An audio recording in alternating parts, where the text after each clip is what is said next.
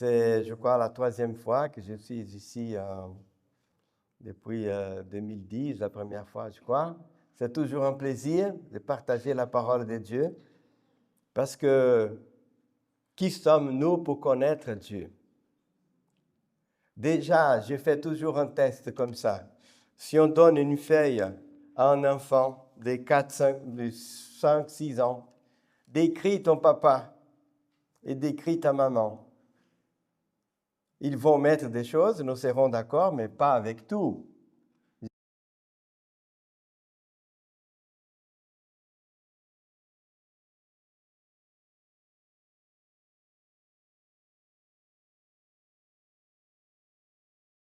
Mon fils qui avait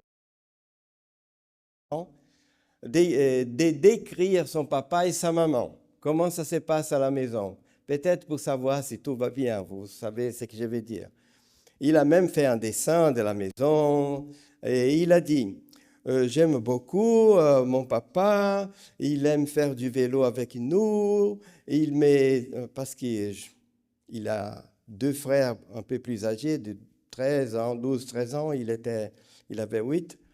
Quand on monte là, une montagne, mais c'est à 12-14%. Et alors j'ai tiré mon petit avec une corde. Il dit, j'aime beaucoup mon papa, il me tire avec une corde, mes frères vont devant, on essaye de gagner, Mais des fois, quand mon père dort l'après-midi, chose que je ne fais jamais, parce que si je dors l'après-midi, après les soirs, je n'arrive pas à dormir. Mais bon, il a gardé ça. Comme mon papa dort l'après-midi, que moi et mes frères ont fait beaucoup de bruit, j'ai 3 garçons, qu'ils jouent comme ça au salon, s'il pleut, mon papa se réveille avec les yeux rouges. Il dit, arrêtez les enfants de faire du bruit. J'ai regardé, j'ai rigolé, c'est parce que normalement, en été, quand il est à l'épollen, des fois, j'ai l'allergie. Et mes yeux sont rouges parce qu'on fait comme ça. Et je prends un petit médicament au matin, une petite pilule, hein, vous connaissez. Et vers 2 heures de l'après-midi, ça fait un effet que ça donne un sommeil. Je ne sais pas si vous avez déjà pris. Alors, des fois, une fois ou l'autre, je me couchais comme ça, une vingtaine de minutes. Et c'est ça qu'il a gardé. La maîtresse pouvait dire, mais c'est un vagabond, ton papa. Il dort l'après-midi, les yeux rouges, il crie. Voilà. C'est juste pour vous dire comment nous allons décrire notre Dieu. Un Dieu infini, plein d'amour, ça dépend de l'expérience de chacun. Nous allons voir toute la journée, surtout l'après-midi, quelques éléments pour comprendre un peu les prophéties. Personne ne peut être expert en prophétie. Surtout, on va voir cet après-midi ce qui concerne l'avenir. Je peux vous dire, on ne peut pas le savoir parfaitement. C'est pour ça que Dieu nous donne à travers des symboles. Et nous allons voir pour que Dieu, son objectif de donner une prophétie, ce n'est pas pour que nous puissions deviner avant. Aucune prophétie n'a jamais été comprise avant, aucune. C'est pour que lorsque la chose arrive, Jésus a dit, vous compreniez. Ce que Dieu veut, c'est nous donner une sorte de carte GPS. Voilà. Il sait déjà ce qui va se passer jusqu'à son retour. Mais il ne peut pas nous le dire. S'il avait dit aux disciples, aux apôtres, « jusqu'à 2025, je ne suis pas encore venu », il serait angoissé. Mais c'était déjà écrit qu'il n'allait pas venir par une prophétie de Daniel 600 ans avant les apôtres. Mais Dieu avait dit à Daniel, je vais cacher cette prophétie. Ils vont lire, mais ils ne vont comprendre rien du tout. Pourquoi? Je veux que vous sachiez, nous, que je contrôle, je suis au contrôle. Même si les choses ne se passent pas comme toi tu pensais, Dieu dit, je savais déjà que tu allais passer par cette épreuve. Je suis au contrôle. Au fond, la prophétie, c'est pour nous encourager. Dieu sait ce qu'il va faire. Dieu sait pourquoi il n'est pas encore venu. Ce matin, nous allons voir un exemple parce que je vais essayer toute la journée de parler de ces mêmes sujets. Comment les disciples, même Marie, sa maman, n'a pas compris que son fils devait mourir. Elle n'a pas compris. Personne.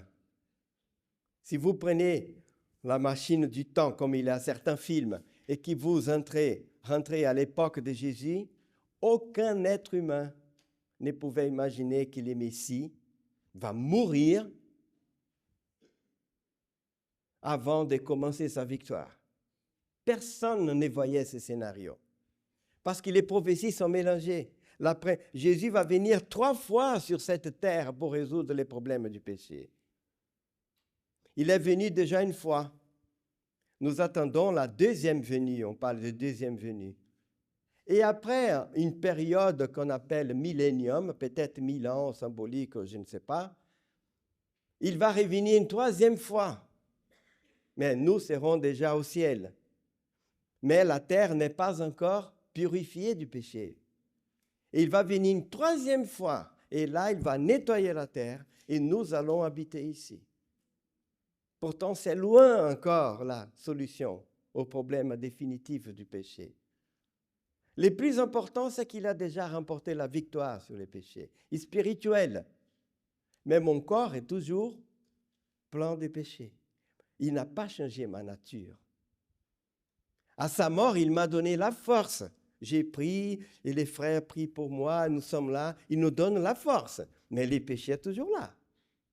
Mais quand il va venir la 2e fois, la Bible dit, en un clin d'œil, il va changer ma nature. Mes faiblesses vont disparaître. Je vais continuer à être les mêmes. Vous allez me reconnaître. Plus beau, bien sûr, peut-être avec des cheveux que j'ai perdus. Mais mon caractère, ma façon d'être sera la même. Seulement, le péché va être enlevé. Et aujourd'hui, nous allons voir, c'est un sujet que j'aime beaucoup, ces chemins d'Emmaüs. J'aime. Parce que Jésus montre tout son amour et en même temps notre ignorance, qui n'est pas de notre faute. Ils attendaient tous, pourtant, mais mettez bien ça dans votre esprit, on va voir encore peut-être un peu plus l'après-midi. Tous les Juifs de l'époque voyaient dans les prophéties que le Messie va expulser les Romains. Ils ne pensent pas qu'il va mourir à notre place. Ça n'entre pas dans leur esprit. C'est nous qui avons compris ça après. Même quand Jean-Baptiste dit « Voici l'agneau de Dieu qui enlève les péchés du monde », il ne pensait pas que c'était mourir à notre place. C'est les Romains qui sont là en train de salir la terre d'Israël. C'est pour ça qu'ils appelaient Jésus fils d'Abraham, fils de Jacob, fils de Salomon. On appelait Jésus fils de qui? Nous avons même quelqu'un ici qui s'appelle David. Jésus, fils de David. Jésus, fils de David. Jésus, fils de David. Jamais fils de Salomon, d'Ézéchias, de Jacob. Qu'est-ce que David a fait d'exceptionnel pour Israël? Il a débarrassé Israël des Philistins. Il a commencé tout petit avec les héros philistins. Et après, parce que les Philistins, c'était les ennemis d'Israël pour occuper la terre à cette époque. Samson avait essayé, mais il est mort entre les mains des Philistins. Saoul avait essayé, il est mort entre les mains des Philistins et ses enfants. Et lorsque David vient, il débarrasse Israël des Philistins. Vous n'entendez plus jamais parler des Philistins. Ils sont toujours là. Mais ils sont même devenus gardes du corps de David. Ils sont dominés, c'est fini. Il a donné la gloire à Israël. C'est pour ça que lorsqu'on appelait Jésus à l'époque fils de David, tu vas nous débarrasser de qui? Qui occupait la Palestine à l'époque? Les Romains. Tu vas nous débarrasser des Romains. Même Zacharie, si j'aurais le temps, j'allais vous montrer. Même Zacharie, le papa de Jean-Baptiste, croyait à ça. Si vous voulez, vous notez chapitre 1 de Luc, après vous lisez, à partir du verset 57, la Bible dit que Zacharie était muet, parce qu'il n'a pas... Mais lorsque Jean-Baptiste vient au monde, sa langue s'est délie. Et la Bible dit, et Zacharie, plein du Saint-Esprit, a dit ces mots. Vous allez dire, voilà, tout ce qu'il va dire, c'est parfait de Dieu. Il mélange son espoir avec les messages de Dieu. Il a dit, toi, mon petit enfant, tu vas préparer les chemins de celui qui va nous débarrasser de nos ennemis, de ceux qui nous détestent. Mais toi, tu es celui qui Dieu a préparé, une voie au désert, Voilà, ça c'est vrai, mais pas pour débarrasser de nos ennemis, de ceux qui nous détestent. Il ne pense pas à Satan, il pense aux Romains. Et c'est pour ça que Jean-Baptiste, vous allez voir tout à l'heure, Jean-Baptiste était là, il a préparé ses disciples, et Jésus vient, commence son ministère, et commence même à guérir les serviteurs d'un occupant romain, d'un capitaine romain. Et le Romain a dit, non, n'entre pas dans ma maison. Dis juste un mot et c'est suffisant. Et Jésus a dit, waouh, je n'ai jamais vu une foi comme celle-là en Israël. Et Jean-Baptiste était toujours vivant. Et la Bible dit que Jean-Baptiste en prison a entendu ces histoires. Il a dit, oh, c'est toi ou un autre? C'est pour ça qu'il a dit, c'est toi ou nous devons attendre un autre. Jean-Baptiste, un prophète fidèle, préparé par Dieu, qui a vu le Saint-Esprit descendre sur Jésus en forme de colombe, a douté. Parce qu'il comprenait mal la prophétie. Et ce n'est même pas sa faute. Et nous, faisons attention, parce que quand je fais la prédication, c'est pour moi aussi. Des fois, nous pensons, non, mais Dieu aime ça, Dieu va faire ça, ça c'est le peuple de Dieu, c'est là son apostate, c'est là, tu vas voir ce qui va se passer. Et dans notre vie aussi, ce qui compte maintenant, l'exemple, c'est dans ma vie, dans ta vie. Lorsque les choses ne se passent pas comme on pensait, on a prié, l'Église prie, moi je verse ma dîme, j'essaye la réforme de santé, pourquoi ça arrive? Et dans ma maison, j'essaye de faire les cultes, et pourquoi? Et des fois, on se révolte même, on ne comprend pas. C'est normal. C'est normal. C'est pour ça que nous avons les frères et les sœurs, les uns pour prier pour les autres. On ne peut pas être tout seul. David a clamé, Seigneur, Seigneur, je suis angoissé, je passe toute ma nuit à pleurer. Mon matelas est plein de mes larmes et toi, tu ne m'écoutes pas, s'il te plaît, Seigneur. David. Job a demandé la mort, maudit soient les jours de ma naissance. Moïse a demandé la mort, je n'en peux plus, ces peuples-là, c'est trop difficile. Tue-moi, Seigneur, choisis un autre. Et Élie a demandé la mort. Je ne veux plus vivre. C'est normal que nous puissions passer par les trous comme ça. Ce n'est pas faire déshonneur à Dieu. Il comprend. C'est pour ça que nous avons nos frères et nos sœurs pour à ces moments prier pour nous et nous aider. Et je sais de quoi je parle. J'ai déjà passé par des problèmes. Et peut-être que je vais passer encore. Ce que je suis en train de vous dire ici, ce n'est pas parce que j'ai appris par la Bible seulement. C'est l'expérience de ma vie aussi. Mais maintenant, je remercie. Plus j'avance en âge, et plus j'aime ça.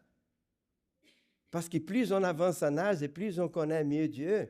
Et je sais qu'il peut permettre des choses qu'on ne comprend pas trop. Mais il faut tenir sa main. Il est là. C'est pour ça qu'on a choisi ce thème. Dieu est avec nous, même quand nous ne les voyons pas. Vous pouvez dire, ah oui, je le sais. Oui, on le sait. Mais au moment de la difficulté, est-ce que vous les voyez? C'est ça qui compte. Et nous allons voir quelques textes. Nous avons déjà lu. Qu'est-ce qui va se passer? Je vais résumer pour ceux qui ne connaissent pas trop, pour les jeunes. Jésus a ressuscité et il avait dit, je vais mourir, je vais mourir, je vais mourir. Il a dit 3 fois à ses disciples, je vais mourir. Mais ils ne pouvaient pas croire. Non, tu es le Messie. Tu es béni de Dieu. Jamais Dieu ne va permettre ça. Regarde David. Tu es son fils. C'est Saoul qui était infidèle, que les Philistins l'ont tué. C'est Samson qui était infidèle, qui les Philistins l'ont tué, mais pas toi. C'est pour ça que lorsque Jésus meurt sur la croix, par les Romains qu'il devait délivrer, et en criant, « Père, pourquoi m'as-tu abandonné ?» Ils ont dit, « Ah, on a misé sur les mauvais chevals. » Lui-même, il dit que Dieu l'a abandonné. Il avait des péchés cachés là. C'était un Samson ou un Saoul. Et qu'est-ce qui va se passer? Dimanche après-midi, Jésus va ressusciter, va dire aux femmes, va dire aux hommes, pourquoi Jésus n'est pas apparu à sa maman tout de suite? Pourquoi Jésus n'est pas apparu tout de suite à ses apôtres? Il va attendre dimanche soir. Pourquoi? Normalement, ça serait pour ses apôtres. Vous voyez, Dieu est comme ça. Et dans votre vie aussi, il peut permettre des choses que vous ne comprenez pas. Ce qu'il voulait, c'était valoriser les femmes. Parce que même aujourd'hui, c'est déjà la galère. Imaginez-vous, il a 2000 ans. Il voulait que l'Église valorise qu'il n'y ait plus de femmes, ni hommes, ni étrangers, ni juifs, ni patrons, ni personne.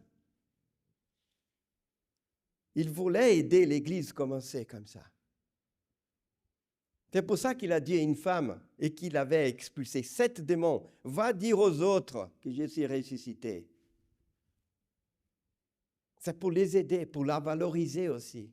Parce qu'elle était là pour nettoyer les corps. Les apôtres n'étaient pas là. Lisons certains versets, vous allez voir qu'est-ce qui va se passer et comment ils vont dire pourquoi ils ne croyaient plus que Jésus était le Messie. Ils ne croyaient plus.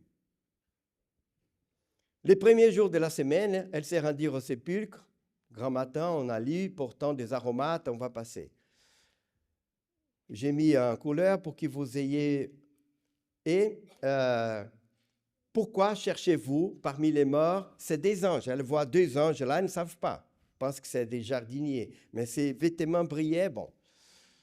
Il n'est point ici, mais il est ressuscité. Souvenez-vous de quelle manière il vous a parlé.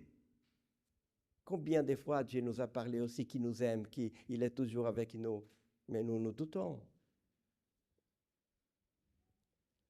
Lorsqu'il était encore en Galilée, il dit, il faut que les fils de l'homme soient livrés entre les mains des pécheurs, qu'ils soient crucifiés, qu'ils ressuscitent.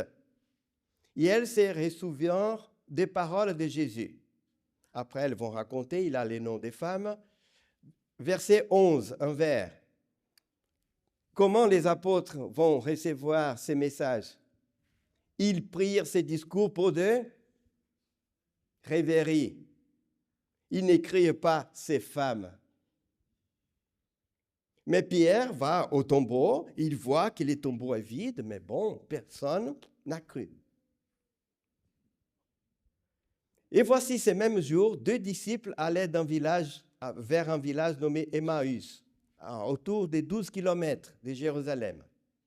Pendant qu'ils parlaient, ils discutaient, Jésus s'approcha et fit route avec eux. Mais leurs yeux étaient comment?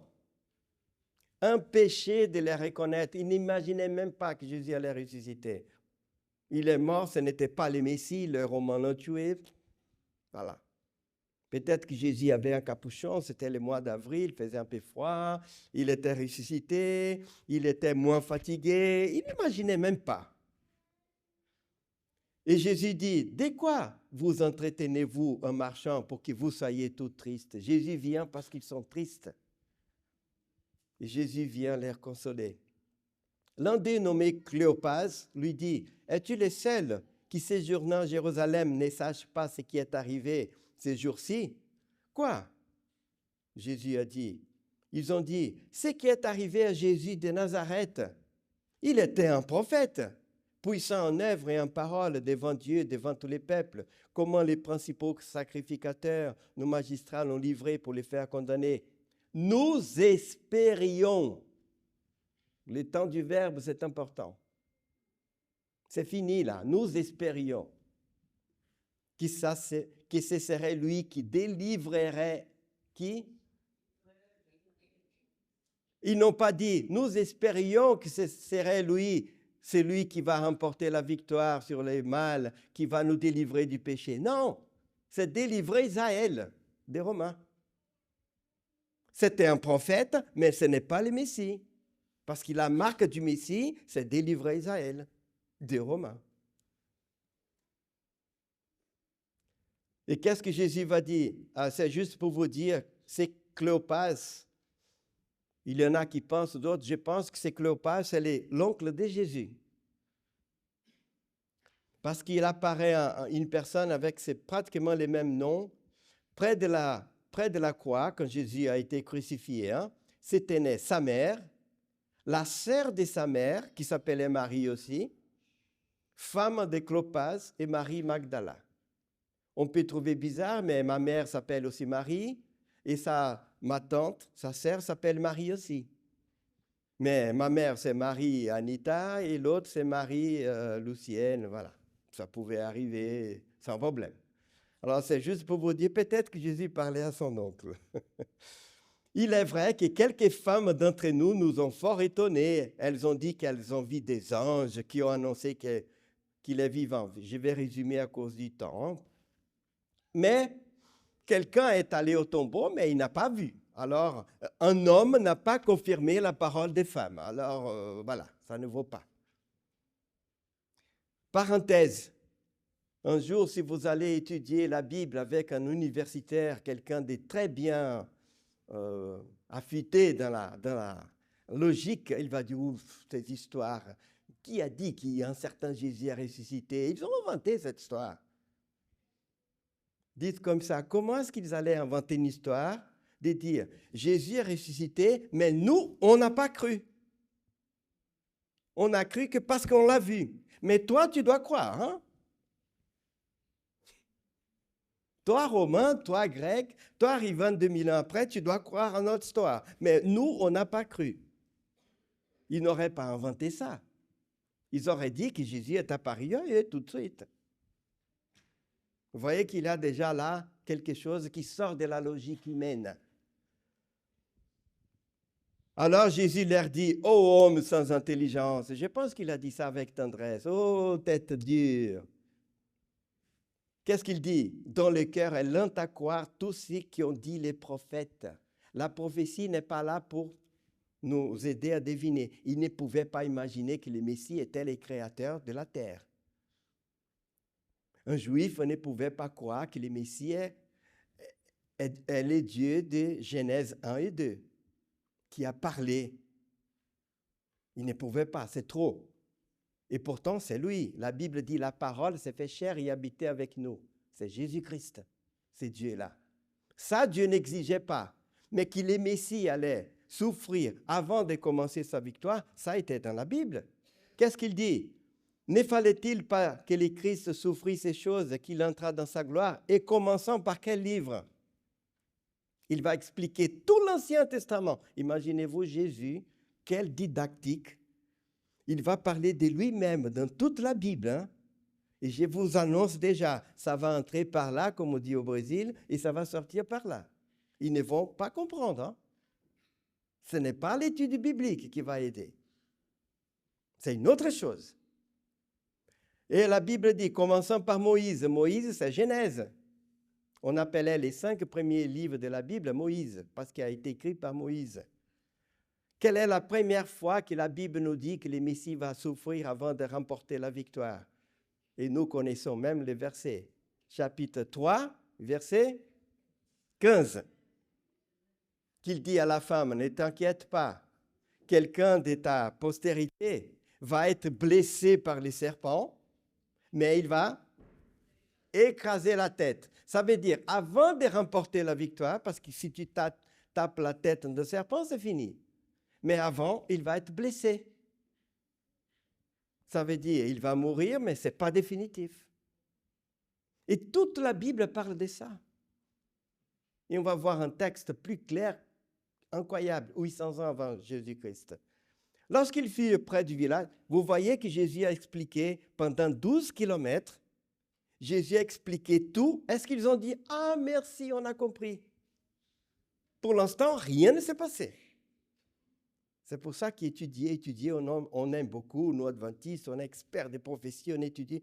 Mais Jésus a dit quoi? Il manque quelque chose d'autre. Invite-moi à souper avec toi. Ils vont le faire. C'est les secrets pour l'Odyssée. Regardez bien. Lorsqu'ils furent près du village, ils allaient, il parut vouloir aller plus loin. Mais ils les pressèrent. Ils ont insisté en disant, reste avec nous, car les soirs approchent. Il a passé tout l'après-midi avec eux. C'est dimanche soir. Les jours est sur son déclin. Et j'aime beaucoup cette phrase en jaune. Et il entra pour rester avec eux. Parce qu'ils ont demandé. S'ils n'avaient pas demandé, Jésus suivait. Et toute l'étude biblique n'aurait servi à rien. C'est important d'étudier la Bible, c'est important. Mais le plus important, c'est de l'étudier en humilité. Comme moi, professeur, excuse-moi, hein, c'est mon métier. Depuis tant d'années, je dois étudier tous les jours, humblement la Bible pour dire, Seigneur, enseigne-moi. Et quand je vais lire encore Emmaüs, Dieu va m'apprendre à nouveau de nouvelles choses. Quand je vais lire l'histoire des petits, de la corbeille de Moïse, il va m'apprendre si je viens avec humilité. Mais si je dis, je sais tout déjà, de toute façon, alors là, je ne vais rien apprendre. Et entre nous, qui a le temps aujourd'hui de lire la Bible? Je ne suis pas moraliste, je ne tire les oreilles de personne. Mais on a le temps pour tout. Et si on ne lit pas les matins avant de partir, c'est fini, parce qu'après, la tête est pleine de choses, on ne va rien prendre. Il faut des années pour être là avec Dieu, parce qu'au moment de l'épreuve, il faut les connaître. Et savoir que Dieu permet certaines choses, mais il est toujours avec nous. Continuons. Qu'est-ce qui va se passer? Pendant qu'il était à table avec eux, il prit les pains, et après avoir rendu grâce, il rompit et leur donna. Alors leurs yeux s'ouvrirent. Vous voyez, dès que Jésus était à côté, ils étaient empêchés de voir. Ils étaient aveugles. L'Odyssée, tu es aveugle. Invite-moi à souper. Souper, c'est la réflexion du soir. C'est ce qu'ils ont fait. Viens. Nous avons l'esprit de prophétie, nous avons les sabbats, nous avons les sanctuaires, nous avons la réforme de santé, on a tous tes esprits, mais on a besoin de toi, Seigneur. C'est ça qui manque, l'humilité. Et pas simplement dire les autres sont là dans les défauts. Qu'est-ce qui va se passer? Alors leurs yeux s'ouvrirent, ils les reconnurent. Mais il a disparu maintenant, Jésus accomplit sa mission. Qu'est-ce qui va se passer? Ils sont tellement contents qu'ils vont rentrer 12 kilomètres dans la nuit, les chemins tortueux, pour raconter aux autres. Et qu'est-ce qu'ils vont dire? Ils disent, ah, notre cœur ne brûlait-il pas au-dedans de nous lorsqu'il nous parlait en chemin, il nous expliquait les Écritures? Et s'élevant à l'air même, ils retournèrent à Jérusalem. Ils trouvèrent les 11, parce que Judas est mort. Et ceux qui étaient avec eux, en disant, le Seigneur est réellement ressuscité. C'est les autres qui disent. Maintenant, quand je mets les couleurs, ce n'est pas la couleur du samba du Brésil, hein, même si c'est les verts et les jaunes, c'est vrai. Les couleurs sont toujours la même chose. Vous vous souvenez du vers qu'ils avaient dit? Les femmes avaient dit, mais on n'a pas cru. Vous vous souvenez, hein? Maintenant, ils vont croire parce que Jésus est apparu à Pierre. Ils vont dire quoi? Il est apparu à Simon, Pierre, à un homme. Alors maintenant, quoi? Pour moi, ce qui compte, c'est le verset 35. Les deux du chemin d'Emmaüs vont dire, ils racontèrent ce qui leur était arrivé en chemin et comment ils l'avaient reconnu quand?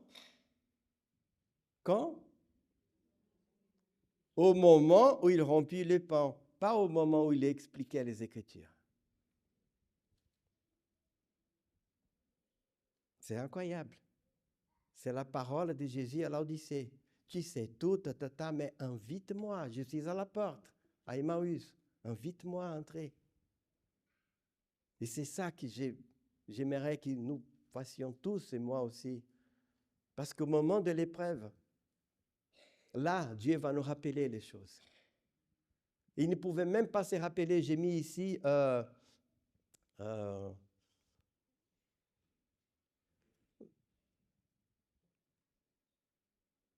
Je vais vous montrer ici 3 versets, je ne vais pas lire. C'est juste pour vous montrer. Luc 24.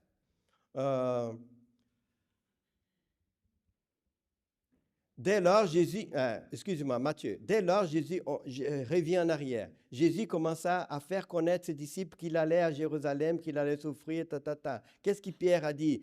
Ah, Dieu ne plaise, Seigneur, cela ne t'arrivera pas. Il ne croyait pas. Ensuite, Matthieu 17, 22. Pendant qu'il parcourait la Galilée, Jésus dit, voilà, je vais te livrer. Ils furent profondément tristés. Il ne croyait pas. Il ne croyait pas. Et 3e fois, pendant que Jésus montait à Jérusalem, il prit à part les 12, il leur dit, voici nous montons à Jérusalem, parce que c'est une montée. Les fils de l'homme seront livrés aux principaux sacrificateurs, aux scribes, ils les condamneront à mort, ils les livreront aux païens pour qu'ils se moquent de lui, battent des verges. Il les crucifie, le 3e jour, il les ressuscitera. Pour nous, c'est tellement clair. On dit, mais comment ils ne pouvaient pas croire? Parce que dans leur tête, le Messie ne peut pas mourir entre les mains des ennemis. C'est comme si David mourait entre les mains des Philistins. C'est impossible. Il y a 3 groupes de personnes qui sont mortes entre les mains des Philistins avant David. C'était Samson, je vous ai dit, parce qu'il était infidèle. Les Philistins l'ont tué, et là, il est mort parce qu'il a tout détruit, mais il était aveugle. Les enfants d'Élie, qui étaient prophètes, qui faisaient des bêtises. L'arche, pendant la bataille, ils ont été tués et l'arche a été même volée. Les Philistins ont pris l'arche. Et le 3e était Saoul, parce qu'il a consulté la sorcière, il a perdu la bataille contre les Philistins. Si David aussi mourait entre les mains des Philistins, c'est pas possible. Vous voyez, les prophéties ne sont pas aisées à comprendre. Mais ça ne doit pas nous... après, Jésus vient et qu'est-ce qu'il nous dit? Je vous ai dit ces choses afin que vous ayez la paix en moi. Vous aurez des tribulations. Nous aurons tous des tribulations. Mais courage, j'ai vaincu le monde. L'autre jour, une sœur m'a téléphoné, plus d'une 60aine d'années. « mais Ivan, à quoi ça sert? Je verse ma dîme, je suis fidèle à l'église, je fais tout ce que je peux. Il n'y a que des disgrâces dans ma vie. » Qu'est-ce que je peux faire pour consoler? J'ai dit, bon, nous savons que ça peut arriver. Des fois, il y a des problèmes dans notre vie parce que nous avons pris des mauvaises décisions. C'est notre faute. Mais Dieu sera avec nous, même comme ça. Si on reconnaît et on demande au Seigneur de nous accompagner, il va bricoler. Il va nous aider. Les cas les plus clairs, c'est David. Il a vu la femme, il a pris cette femme. Ils ont fait un bébé. Son mari était général qui était en train de lutter pour David et les peuples. Après, David a écrit une lettre à son cousin qui est général de l'armée, il dit « Mets ces gars-là devant tout le monde, les ennemis, après tout le monde s'écarte pour qu'ils meurent. » Assassinat terrible. Dieu n'a pas aimé ça. Les prophètes viennent dire « Pourquoi tu as fait une chose pareille ?» David a dit quoi? « J'ai péché. » Et Dieu a dit, et les prophètes ont dit, pas de problème, Dieu t'a pardonné. Mais il y aura des conséquences. Si je bois beaucoup d'alcool, ce n'est pas Jésus qui va avoir une cirrhose au foie, hein, c'est moi. Si j'ai tué une personne, c'est moi qui va à 30 ans en prison, ce n'est pas Jésus. Mais il sera avec moi. Il va me consoler. Et si j'ai une cirrhose et que je dois opérer ou mourir, je ne sais pas quoi, Dieu va s'occuper de ma famille et je suis pardonné.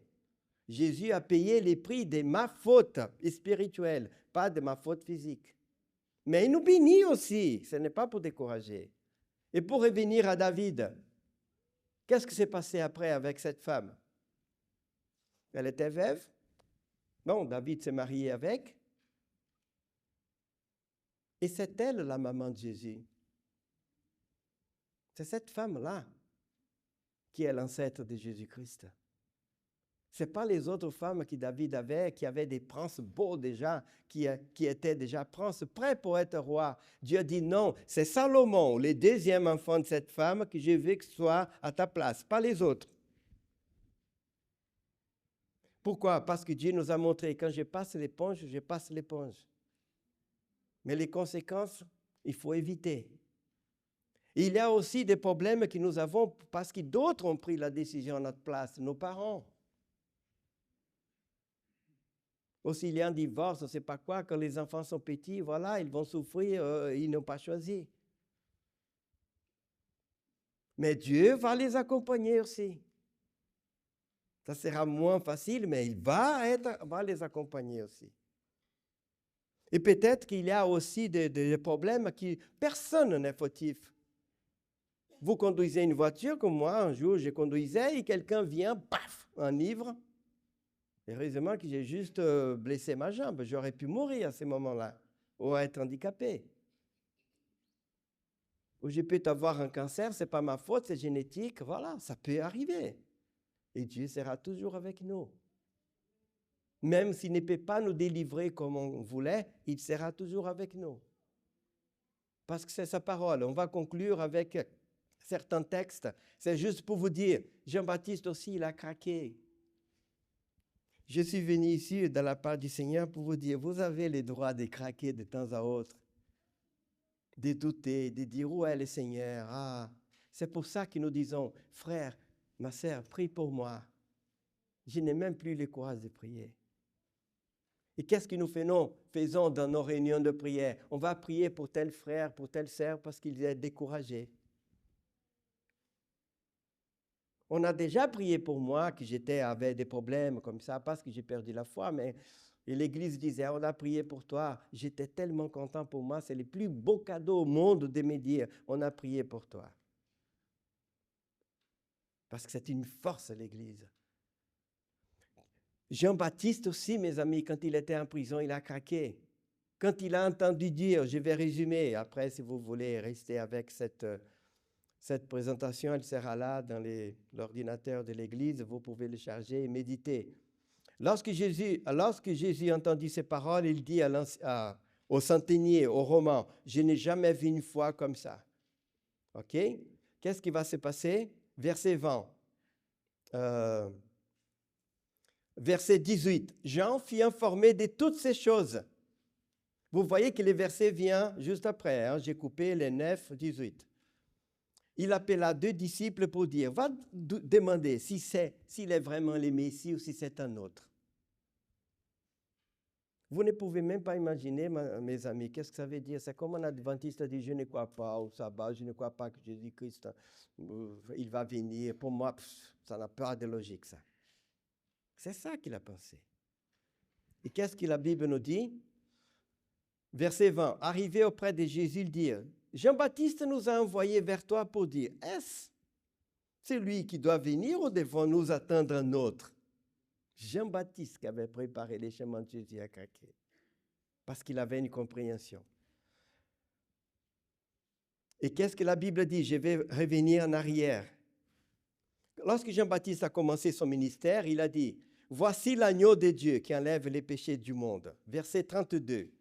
J'ai vu l'Esprit descendre du ciel comme une colombe s'arrêter sur lui. Je ne le connaissais pas, mais c'est lui qui m'a envoyé baptiser, Dieu le Père. C'est lui qui m'a dit, c'est lui sur qui tu verras l'Esprit descendre et s'arrêter, c'est lui qui baptise. Verset 34, c'est très fort. Et j'ai vu et j'ai rendu témoignage qu'il est le Fils de Dieu. Il avait dit, il est le Fils de Dieu. Mais plus tard, il a dit, c'est toi. Parce que pour moi, le Fils de Dieu va expulser les Romains. Voilà. J'avais d'autres textes, mais le temps passe tellement vite que je vais résumer. La Bible avait dit qu'il allait écraser la tête du serpent. Et dans les livres des Hébreux au Nouveau Testament, on nous dit, puisque ces enfants sont des êtres de chair et de sang, Jésus lui-même est devenu comme nous. Et par sa mort, il a pu écraser la tête du serpent. Voilà. Les disciples pensaient que le travail du Messie était les Romains, mais au fond, le travail du Messie était spirituel. Et ce que je vous dis aujourd'hui pour nous, c'est je vous prie de bien lire Ésaïe 53. Ésaïe 53, c'est un texte de la Bible écrit 800 ans avant Jésus-Christ. Même les Juifs aujourd'hui n'aiment pas lire ça, tellement c'est clair. Si vous voulez, vous allez sur YouTube, vous cliquez Ésaïe 53, questions juifs. Il y a beaucoup de vidéos, ou surtout en anglais, de chrétiens protestants ou américains vont à Jérusalem, dans les quartiers orthodoxes les plus pratiquants, et demandent aux rabbins, aux jeunes qui sont là, est-ce que je peux lire un texte de la Bible pour vous? Et vous allez me dire si c'est le Nouveau Testament. Ils ont entendu parler de Jésus aussi. Hein? Il a dit, oh, pas de problème. Il commence à lire Ésaïe 53. 800 ans avant Jésus-Christ. Hein? Je vais lire vite. Qui de nous a cru? Dieu avait dit déjà que le Messie allait venir, personne n'allait croire. Qui de nous a cru à la nouvelle que nous avons apprise? Qui de nous a reconnu le Seigneur? Car devant le Seigneur, les serviteurs avaient grandi comme une simple pousse, comme une pauvre plante qui sort d'un sol desséché. Ils n'avaient pas l'allure ni le genre de beauté qui attire les regards. Il était trop effacé pour se faire remarquer. Il était celui qu'on dédaigne, celui qu'on ignore, la victime, le souffre-douleur. Nous l'avons dédaigné. Nous l'avons compté pour rien, comme quelqu'un qu'on n'ose pas regarder. Or, il supportait les maladies qui auraient dû nous attendre. Il subissait les souffrances que nous méritions. Mais nous pensions que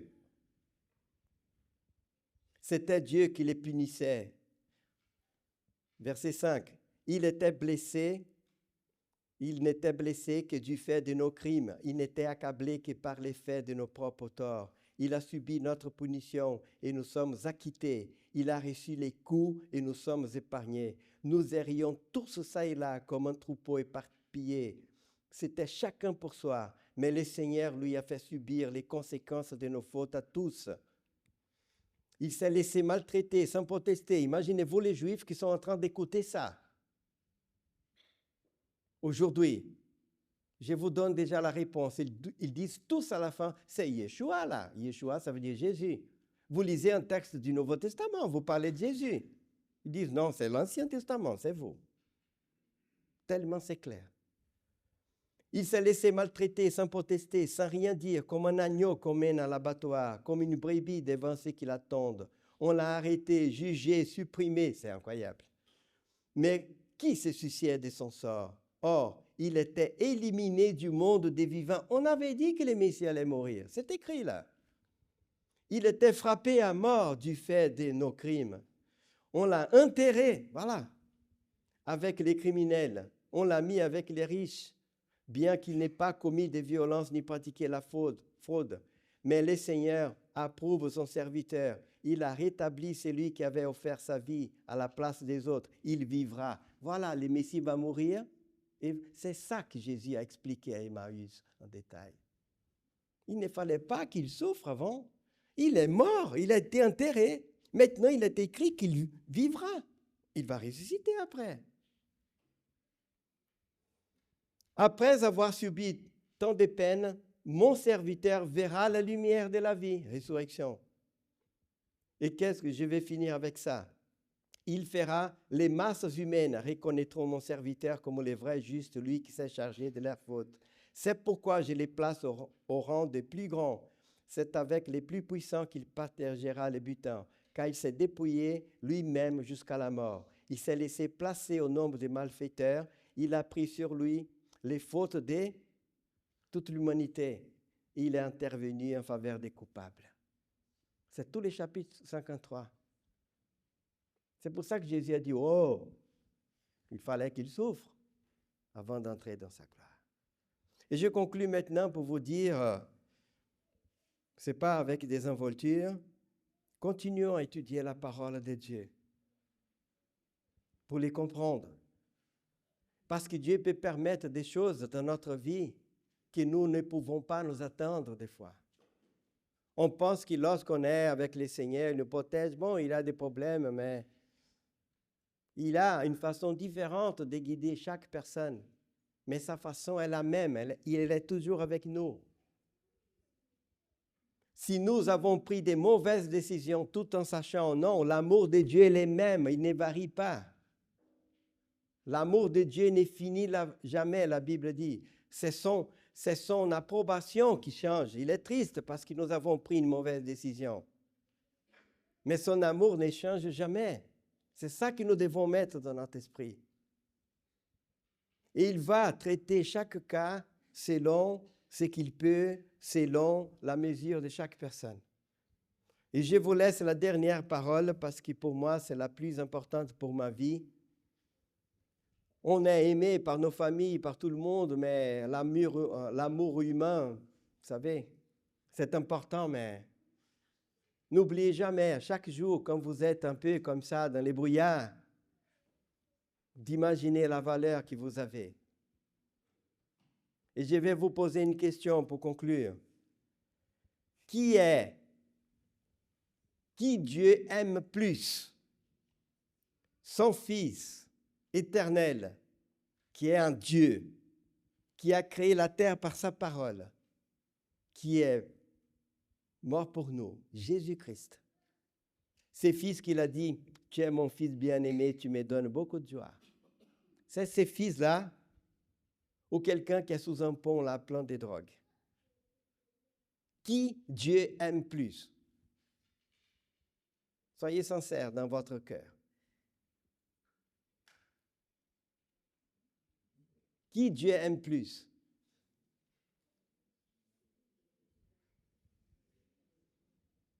Il aime exactement de la même façon. Je ne vais même pas dire moi avec ma cravate, même si les gars qui sont sous un pont, des fois, ont les cœurs plus beaux que les miens. Il aime exactement de la même façon. Et quelle est la preuve? Quelle est la preuve? Parce qu'il faut prouver.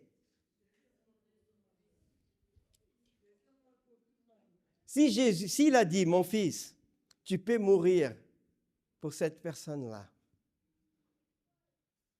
et c'est moi-même qui va enlever ta vie, parce que Dieu qui enlève la vie, il n'est pas mort à cause des clous. Hein? C'est Dieu qui arrache la vie, les châtiments du péché. C'est pour ça qu'il meurt en train de crier. Pourquoi m'as-tu abandonné? Il crie, il meurt. Et son cœur, les muscles explosent. C'est l'angoisse de la mort éternelle. Il a dit, mon fils, tu peux mourir parce qu'il a la même valeur que toi. Je l'aime de la même façon. La valeur, Jésus a plus que moi. Il a plus de valeur parce qu'il peut sauver la planète entière, moi je ne peux pas. Mais l'amour de Dieu est exactement le même. Si vous avez un fils et qui a un problème au rein et que vous devez faire un transplant ou même le cœur, j'ai déjà assez vécu, je ne crois pas que Dieu permette ça, ni l'État. Mais si l'un de mes enfants qui a une trentaine d'années a un problème de cœur et qu'il peut accepter mon cœur, j'ai dit, j'ai déjà vécu, allez, prends mon cœur. Si c'était le cas, j'allais faire ça. Et n'importe quelle personne ferait ça avec ses enfants, mais pas pour un autre, parce qu'on n'aime pas autant. Alors n'oubliez jamais que Dieu nous aime exactement comme il aime son Fils. Sinon, il n'aurait pas donné son Fils à notre place. Alors, même quand vous commettez un péché, l'amour de Dieu ne varie pas. C'est juste parce qu'il est plus triste à cause de notre souffrance. Mais n'ayons pas peur de venir à lui parce qu'il nous aime. Que Dieu vous bénisse, que nous puissions nous encourager. Et quand vous voyez que quelqu'un est un peu comme ça, allez, on va prier pour lui. OK? Et à cet après-midi, pour celles et ceux qui pourront être là, et que le Seigneur nous bénisse tous, au nom de Jésus-Christ. Amen.